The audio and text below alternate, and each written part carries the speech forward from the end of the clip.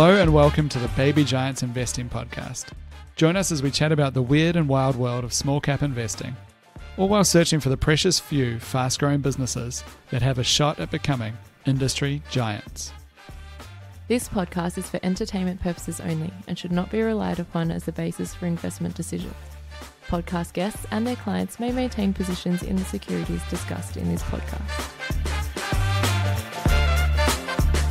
All right, we're back. We've got a full house today. Claud's back on deck. Let's kick off with a bit of good news, bit of progress. I don't know if you guys have played with it yet, but one that I saw is ChatGPT is now able to process images. And I tried it out, not expecting much. Uploaded just the first image on my computer, which happened to be like a drawing that I'd done, like a doodle almost, to illustrate something that I'd learned. And it read it like perfectly. Like it was insane. Like it probably interpreted more what I was trying to do better than people that I've shown it to.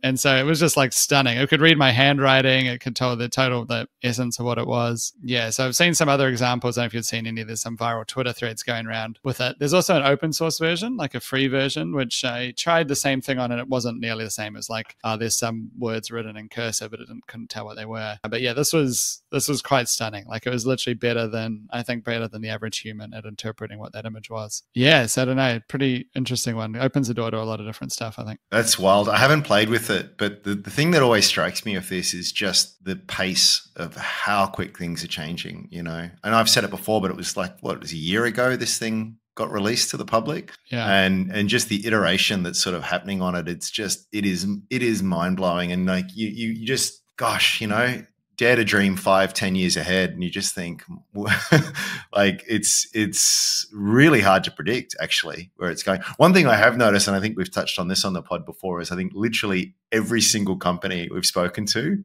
this reporting season is all about AI. Like everyone's got an AI slide in their deck. So anyway, well, how are they normally saying it, Andrew? What angle are people, the average Australian small cap, claiming?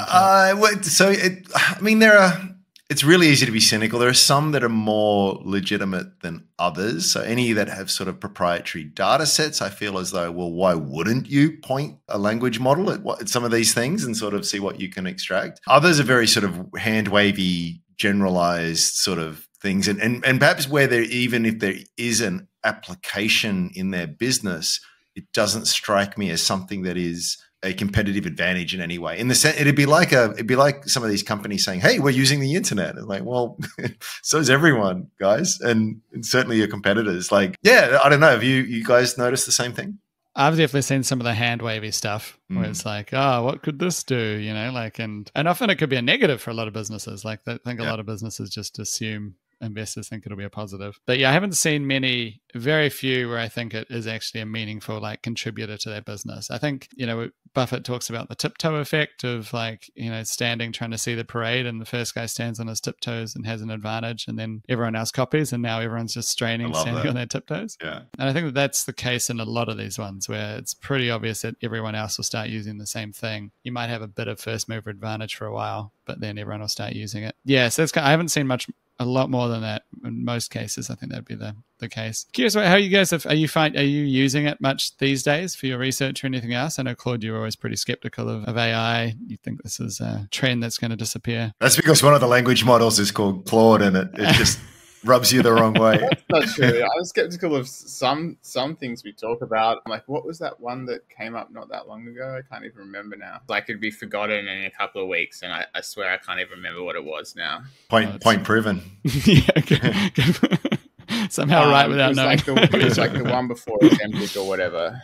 What was it that everyone was going on about? Anyway, I can't remember. I have to listen back. But yeah, no, I think obviously AI is going to actually impact a lot of things, and I am definitely trying to position for that. We have, obviously, I actually think Pro Medicus is one of the best AI exposures on the ASX, if not the best.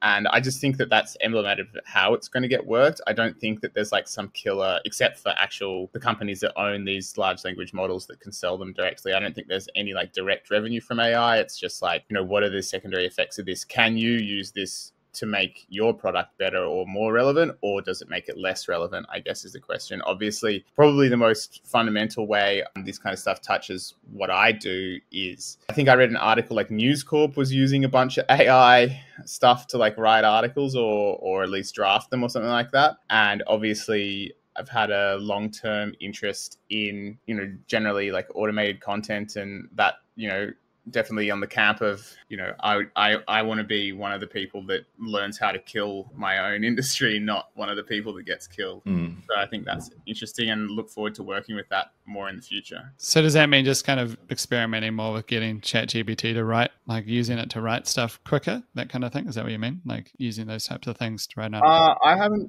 I don't use ChatGPT to write any articles, but I do think that there will be purpose-made systems that currently use templates to write things. And as you guys know, I've got some experience writing templates. And I think that there are times when within a template, I think that, basically you'll start introducing templates to ChatGPT and then have them write templates so that you can actually maybe write a template. I've long taken the view, and, I own shares in a company that has taken this approach rather than what I previously did, which was write templates that can be used to write 40,000 articles in a year. I'm of the view that where the future's going is a template will cover a single company, and it'll cover the same company for years. So this massive reduction in the work a template does allows you to make that template much more like indistinguishable from a human, basically, because it's just like, here is all the work of how to analyze this one company, and it's going to get done automatically. You cannot, you can, but it would be, in my view, at this stage, unethical to just let an AI publish, because you don't know what it's going to say. What you can do is you can use an AI to massively scale up templating so that you do know what it's going to say, because you can read the template, you know what's going to run, and then you can just make the templates way better. So absolutely looking forward to being part of killing the golden goose we built for somebody else and, creating a new golden goose for another group of people. That's definitely what excites me most about AI. Yeah, I think, that's definitely a big application. I'm more excited about the ability to collate and synthesize and summarize data. So I think a lot of, whether you're in the legal profession and you're trying to do discovery there, or in our profession where you're trying to do research, the ability just to have an assistant where I can just say, can you go listen to all of these podcasts and read all of Twitter and all of Reddit and all of the annual reports? And can you just digest that down and write like a 3-page summary for me? Now, that to me seems like just an incredible efficiency hack, or if that's the right term for it, like a productivity boost that is super powerful. Yeah, and sure. I suspect too that it'll be like a lot of these techs where it's sort of like, when the internet first came along, it's like, oh wow, now we can do magazines and newspapers online, and we can send our mail over the internet, and this email thing. It's like, well, that was all true, but actually, what now you would define as like the killer apps of the internet and the main sort of use cases just weren't even dreamed or conceived of. And I suspect that will be the case here with AI. In 10 years' time, we'll look up, this is we use it for writing, and we use it for a bit of sort of like, summarizing data, but the real use case is X or Y and Z and a whole bunch of other things. Yeah. So the other thing is that I actually do use it for personally is similar kind of use case of what you just described, Andrew, in terms of condensing information. Like, I actually found it was pretty useful in my son and I ate some bad popcorn that must have had some sort of bacteria growing in it. And like, we're just reeling, comparable to the kind of experiences I've only ever had in Indonesia or Thailand. And yeah, I'm like, so is this like a microwave packet, Claud? Was this like, yeah, so it was like microwave popcorn, that microwave popcorn. Yeah, just like, I would think that's pretty safe, having a microwave popcorn. I would never even imagine that would be a place to get sick. Well, actually, when I started researching them, it turns out they used to actually have PFAS chemicals in them, so I don't think they've ever been very good for you. Anyway, I'm never touching one of those again, because I guess in the butter that's on the thing, because it's like pre-buttered popcorn, I guess the butter forms like a nice culture for the breeding of any bacteria or whatever, and since it's been probably packed months ago or whatever, anyway, it was very bad. But I used ChatGPT to like kind of tell it like what was going on and get some sort of guesses as to like how long we were going to go through. Live for. Jesus. And to be honest, it ended up being, I would say, because then I also talked to my doctor on as like the next day. And I have to say, like, I would say that in that particular use case, which is like, hey, this is what's happening, you know, this is what we're doing, like pretty much I knew what to do or whatever. But yeah, look, everything ChatGPT told me was good. And it even sprinkled in like, I'm sorry to hear you're feeling unwell. Ah, nice. It's even got good bedside manner. Yeah, so like I actually think in a world where I think what they definitely should do is make a ChatGPT that is like specially trained on like medical literature as much as possible, like, and can do like, because I couldn't care more that like everybody has easy access to a GP, but like there is a GP crisis, right? Because the remuneration isn't enough to attract enough doctors. You know, I know people who could qualify as a GP as a GP, but instead they're like literally working in some sort of tech space, because it's like to get medical qualifications in this country, you have to be enormously smart and hardworking. You can probably do anything. Like, we need to be making sure that people are incentivized to become GPs. And in the absence of that, something like an AI chatbot could be a useful tool to take, you know, to help some people. Basically, in this particular occasion, you know, what the GP ended up told me was a better version that was basically the same gist. You know, the ChatGPT probably got like 90% of the way there. Probably the main thing the doctor added was like, throw out your sponge that you've used to like wash your plates and stuff like that. Like a few little human touches, I guess, or whatever, but who knows. Did you tell your doctor you used ChatGPT? And No. what did he or she think of it if you didn't? Okay. No, I didn't. Don't get into that. They won't trust you after that. They don't like that. It wasn't my regular doctor anyway, so if it was my regular doctor, I probably would. Yeah, nice. Did you want to chat? Was Prophecy one of the ones you wanted to chat today, Clooks? I think does that have a bit of an AI angle as well? Or? I mean, I don't think so. Does it? Okay. Like, you tell me. I've seen people suggest it does. I've seen that for a lot of companies on the ASX. Yeah, no, not that I'm aware of. Yeah, so thought I'd just run through a few, since we had a supporters only article on Prophecy by Nick Maxwell. It's a good article, basically introducing, I guess, this thesis the Prophecy business has been kicking around for a few years. So definitely interested in hearing some of your longer term impressions, Matt. But basically the story here is it's a software business that has two main operating businesses. eMight develops real-time analytics and dashboard solutions. So it basically, as I understand it, has as its customers like a lot of call centers and stuff like that. And I'm not sure, you know, the exact use case for it. Nick did include a cheeky little screenshot of where Prophecy International had rated eMight on Google 5 stars. And, you know, there are only 2 reviews, so I wonder who the second guy is. I wonder if should I Google his name? And does he work for them? Yeah. Hold on, I'll do it now. Amir Rashid eMight. Yes, he does.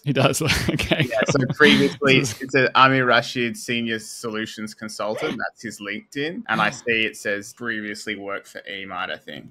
Yeah. Have you ever rated yourself positively online, Andrew? Have you ever done this? Oh yeah, hell yeah. I gone to Fiverr and just like hired like 100 people to like write great things about me. I haven't. No, I haven't. It's just popping himself. There's like Prophecy International has given 5 stars to eMight, so it's the parent company rating the subsidiary. Full mark. Can I just like crap on I hate corporate titles with a passion. Senior Solutions Consultant? Come on. Did anyone see the RBA was hiring the other day, and they had, it was like, I can't even remember the title now, but it's like, God, it was so wanky. It was like, what does that even mean? Like, we've just gone so far away from like any kind of... Nobody knows what it means. Nobody knows this, but it sounds important. It's like, you know, junior vice president, you know, like, give me a break. Anyway, sorry, continue. So the other part of the business is Snare, which is in like a cybersecurity logging tool that basically can be used to, I guess, detect a threat and also alert if something's going on. And I suspect also, you know, a big part of it is so that there's a record there so people can try and figure out what has happened in the past. And so that has, that's actually probably the most interesting part of it to me, is that this little Snare business is undergoing a little bit of a change from more license-based to trying to make it more subscriptions-based. Now, I think some of its customers are government customers, so I'm not sure if it'll ever get to sort of 100% subscriptions on Snare. But, you know, the interesting hook for me is the Snare maintenance renewals were pretty much flat, FY 2023 on FY 2022, but the subscriptions are growing. So that's interesting. But the amount of revenue is about 7 million, or is about 3.3 million rather, on the maintenance renewals, whereas the eMite subscriptions are a much bigger chunk of the pie. That's almost 15 million. So, I guess the story is pretty common in that this is a loss-making software stock. I guess the thesis is also pretty reasonable, but also common thesis, which is, this thing is about to trot over into profitability, and then it'll look a lot better. And, to be quite frank, that is a reasonable approach to take. I think, if you had a knack for only ever choosing companies that were just about to start to become profitable, and you just kept on buying them, like, say, the year before they become profitable, and then hold for 4 or 5 years, in a lot of instances, you're going to buy something that looks pretty crummy. And then by the time something's strung together 3 years of growing profit, like, well, whoop-de-doo, you can probably reasonably surmise that the market, because of course it is about predicting what other people are going to think. But yeah, the normal thing is it's like an easier pitch when you're like 3 years of solid growth, like profitable, growing, software, sticky, like, the whole thing just writes itself. So yeah, interesting little thesis there. Happy to present it. Nice. But I don't own shares myself, by the way. Not totally convinced myself, I should say, at this stage. Obviously, the reason that I think it's interesting is because it is there on my watch list as an interesting idea. I had a little look a little while ago, and I kind of got put off by the growing revenues but expanding losses kind of thing. It's like a business that was losing more as it was growing. Yeah, the financials hadn't been too good in the last couple of years. And look, people in glass houses, right? Like I've got stocks that do that. So it depends whether there's a good enough explanation for it. And I didn't dig deeper. And I probably got put off by, I'm not the brightest, I'm not the sharpest tool in the shed. And a lot of times product descriptions I don't understand it. So I've just looked it up here, like the About tab here on ComSeg. And Prophecy International designs software solutions that go beyond the status quo to ensure that our customers stay ahead in global markets. It's like, what the hell? There are some products you go, okay, that does that. I get the value proposition. I get how it solves a problem. I get how it's advantageous or superior to existing solutions that are out there. And there are others that are just sort of like, I'm sorry, but I know I'm pretty dumb, but can you explain to me, like I'm a 12-year-old, like what exactly does this do and why do I need it? And there's probably people screaming at the machine right now going, well, it's very obvious what it does and you're an idiot. You just need to scrape a little bit deeper. I just didn't scrape deeper. So that's my excuse, but maybe I should. Yeah, nice. Yeah, I guess the concern, it's not really a prophecy specific thing, but often when we think about like software companies inflecting into profitability, the idea is normally that like where it works really well is when they're a leader in the field. And once they inflect a profit, they kind of get all the juicy economics of being the winner takes most. But if you have a business that's still really competitive, if you're really small in a competitive industry, you can get into profit, but just never have that big inflection point upwards where a lot of operating leverage, because you need to keep spending on marketing and salespeople and it's still competitive basically. That's the thing that I try and watch more and more for now in the small cap software space is companies, after they tip past that break-even point, do they actually have operating leverage on the other side? Because I don't think we can just look to the giants and assume that they do. Yeah, thanks, Matt. I think it's really good to point out that not all software, products are created equal. Some products, and I suspect these include Prophecies, operate in more competitive environments where, first of all, the go-to market, as in Prophecy's case, may involve a partner. So that means that you get less margin there. And then second of all, if there are just lots of competing products for that little niche, and also if it's not a super high value niche, or it's something that can be subbed out fairly easily. It sounds like eMite sits on top of a bunch of other applications and sucks data from them, right? And it's this dashboard reporting stuff.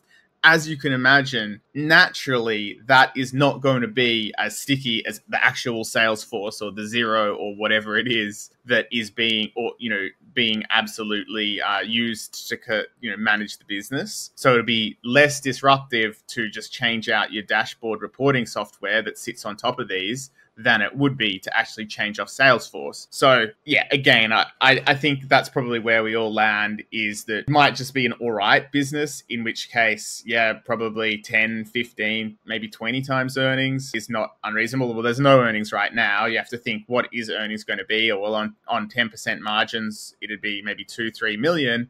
If you give that a multiple of 15, you're probably already at roughly where the market cap is anyway, at 45 million at the moment. So that's the other case against it. That's kind of why I just sit on the sidelines for now, because I'm not willing to, pay up ahead for all of this profit that's supposedly going to come. The current CEO has been there for a few years now. Honestly, the profits have not flowed. This is a company that has made a profit in the past, so it can be up and down. Again, no real reason for me to suggest. There's no beautiful winning product, organic growth, high margin winning trajectory that makes me think, this will get a profit and the market will put 100 PE on it. Look, it might.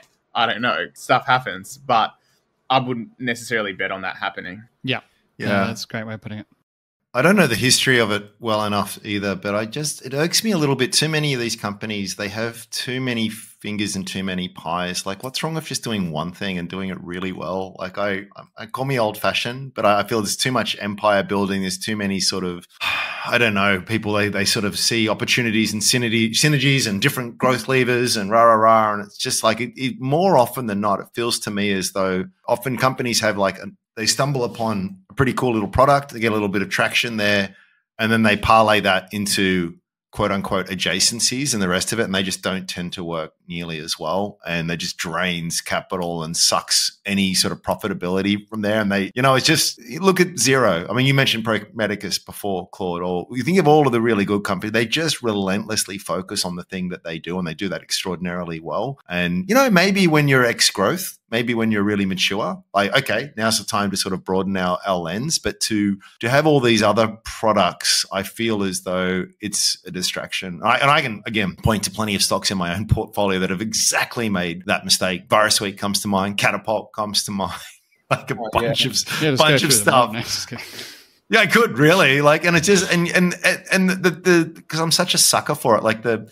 The thing that keeps me there is that the core thing that attracted me in the first place continues to grow extraordinarily well. And you think, well, what could have been if that had just, and at a point you've just got to face up to reality, I suppose. It's a great point to go back and look. I look at some old valuations, even big companies like Altium, just how much more operating leverage I was expecting versus what arrived. Yeah, I think that we just underestimate how much people need to, just need to keep reinvesting, and B is the imperative to keep reinvesting or to do something else to get growth going. It's really easy to underestimate. I think I would bet that 80%, 90% of people forecasting operating leverage, it doesn't actually arrive like you think it's going to arrive.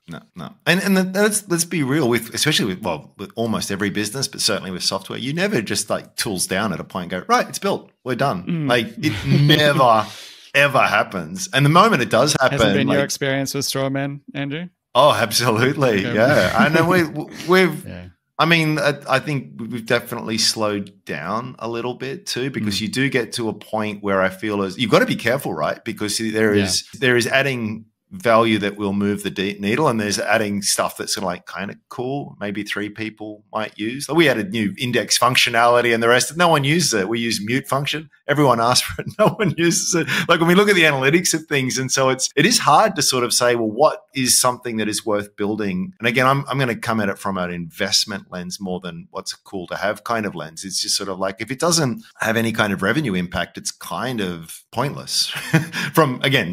From that hard-nosed economic sort of lens. And, it's, I don't know There's what my point always is. just things about Prophecy that makes me never want to take the plunge. And the latest one that's just happened while we were talking is that I tried to find the CEO's old Twitter account, because he had a Twitter account, because I remember looking at it and sending it to a friend. And I can't find it. So if any readers can find the Twitter account of Prophecy CEO, can you let me know? Because, maybe he blocked me. Maybe I can't find it. I think you've just answered the question.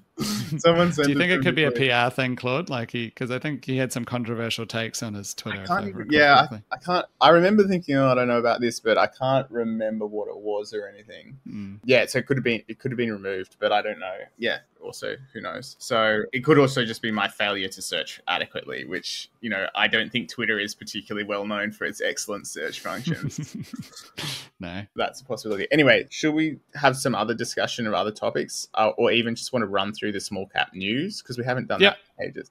Yeah, what's some news? Feel free to write us in with some small cap news, but I thought I'd just touch on some of things. First of all, probably just by the by, because it's not very long after the actual full year report, but RPMGlobal, which I own shares in, did a small quarterly update. And look, the big takeaway from this one is that they have just slightly notched up their revenue guidance. So it's still overlapping with the old guidance. I don't even know if that means anything, but I guess, they're tracking fairly well. The negative probably that you might want to take out of it is that a lot of that growth is coming up in the advisory division. And yeah, that the Q1 was a lot stronger than the Q1 last year. So whilst that's fine and good, it's probably not the part of the business that could really excite the market and one day get a more, maybe a takeover offer or a punchy multiple or something like that, which is probably that software business that's more likely to be high margin, sort of recurring in nature, sticky stuff. So I could take it. Yeah, it's all right. It's positive. Own shares, happy about that. No real change to anything there, but that's the news. Yeah, pretty early in the year too, so we'll see if there's anything else. Yeah. And then the other one, maybe a little comedic relief, EOS, Electro Optic Systems. I think that over the course of time, there has been a lot of red flags about this company. Remarkable because it actually managed to get its share price up to well above $10 at one stage during this massive hype cycle, which was one of the worst things that I didn't approve of that, the hype up of that. I think a lot of unnecessarily people lost a lot of money, little retail people being enticed to buy during late 2019 on just fantastic stuff. Yeah, so it was a big weapons contract or something, wasn't it, Claude? And then there was the space, they were going to do a new space-based internet service, which didn't get off the ground metaphorically. On the one hand, when they put out a presentation that had an illustrated laser or a picture of a laser beam or whatever, and the share price was at some ridiculous price at this point as well. Really high market cap for relative to did it ever actually do a single year of profit? I can't remember. I think they did. It did in 2019. It was profitable, right? So it was earnings per share was 20 cents per share. Okay, so you might think, all right, so is the share price $4? No, share price is not $4. The share price is, some insane multiple of earnings for this very lumpy, not very good business that you might be or maybe 10 times earnings, 20 would be punchy, giving it I don't know, 60, 80, just ridiculous valuation out the window. And you're just how much of a red flag is that? It's just the whole thing seems ridiculous if you just look at it for a second. But anyway, down it is. And now the latest news, so it's a bit of a side rant, sorry about that, is that they've announced on Friday that after business on Friday, it received demand for payment of a $4.5 million fee within 7 days from its primary lender, Washington H. Soul Pattinson, which was always kind of bizarre to see WHSP involved in this company. And it's actually lent it money. So I guess they're the captain now. So and now, they're basically demanding the money. EOS said that EOS also previously sought approval from WHSP to adjust the July 2023 borrowing covenant test for the cash deposit. WHSP granted this approval subject to the payment of appropriate fee to be advised, indicating that this would be in line with previous fees, which ranged from $40,000 to $200,000. And now they're give us $4.5 million. Anyway, so now they consider themselves to be in a dispute with their lender, which is not ideal. Never great. Not what you want to hear. Not ideal. Yeah. So all right, some good, some bad, some good, some not so good. Nothing super impressive there. Small cap space. Right. Oh, there was one last one. It being Tuesday, we've just had, and I'm sure one of you can tell us a bit about this because I'm sure we've all looked at it in the past. And it's now called Antaria. It was previously called, I think, that's what it used to be called. Now it's Advanced Zinctek. Is that right? ANO is the ticker. It's had a few names over the years. Oh, ANO. I know a bit about that. Yeah. Yeah. Would you want to just give us the quick rundown? And I can give us a quick update after that. Oh, they make this. Oh, gosh. It's going to test the memory. It's a aluminium oxide powder that you use in skincare products, which has especially sunscreen, UV blocking properties. Yeah, that's so I know a bit about this. I know that about it. I haven't looked at it for. It was very popular on Strongman for a while. It's got a very big inside ownership. Yeah, and Lev always buys more shares from memory. He's a colourful character. I've never been able to line up a meeting. He's not open to sort of. Yeah, he's never really been open to that. I won't take it too personally. But I mean, they had this incredible run up in revenues through to 2020, and then things took a bit of a knock. I'm going blank now on the reason, but the trend has been pretty decent. So 13 million in revenues, double on what they were doing in 2018. It's a profitable business. Yeah, those scarcely at the moment. Yeah. Look, they had massive operating leverage kick in 2019 and just absolutely hit the lights out with profitability. That profitability has come right down. I think it's a business that just the profitability can swing wildly compared, depending on like demand, operating leverage, restocking, destocking with distributors because it sells through distributors. Yeah. So there's like a lot of moving parts. You can't, it was not reasonable for the company to be like, 19 cents per share earnings and it's grown so fast. And then the market like extrapolated that growth because there was fantastic earnings growth between 2017 and 2019. And then it felt like then it came straight down. Right. So, in hindsight, in 2019, we should have been given it 10 times earnings or something like that. But instead, of course, the market was like, kind of that dynamic I was talking about before, essentially giving it 20 times earnings because it was like, oh, it's growing. And yeah, so whatever. Even paid a dividend, profitable. It's come straight down and earnings now much more depressed. And this update was basically a little bit of an update, the AGM update, talking about the first quarter. I think the take home was that they reckon they're going through or suffering from distributors' stock fluctuations, commenting that distributors increased their margins, but they didn't kind of thing. And where was the numbers? I'm just trying to find it. Either way, I think it was the sales is pretty flat. What they said was what I'm just trying to remember. Here we go. Yeah. So the current first half sales are pretty flat, basically, is their estimate, slightly up maybe. And yeah, the key points there is that as a result of deferral of sales orders by a US distributor, I guess it's lower than they'd hoped. So maybe that'll come through in the second half. Certainly they can be lumpy half on half. So it's a believable thing. I wouldn't be too worried necessarily. I guess the debate would all be on the price for this one. What price do you want to pay for this stock? I don't know. Don't own it myself. But it has come down a long way. And this actual AGM update, you wouldn't say it's super positive, but nor does it pretend an upcoming disaster.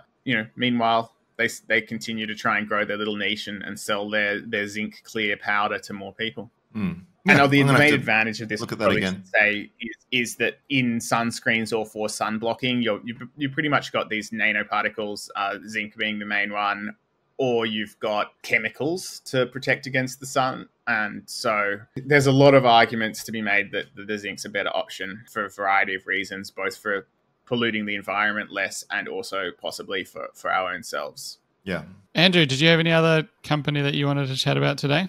Look, I'll just give a very quick rundown. We spoke to Dirk Treasure, he's the founder and managing director of Chrysos, or Chrysos. I actually heard him pronounce it. C79 is the ticker. It's a really interesting company. I was going to say a little company. It's not that little. Actually, it only formed in 2016. It listed in 2018. Sorry, it listed just last year, May 22. And they only had their first commercial product in 2018. So what they do is they have this bit of tech that came out of the CSIRO called photon assay, which basically gold miners use to assay samples.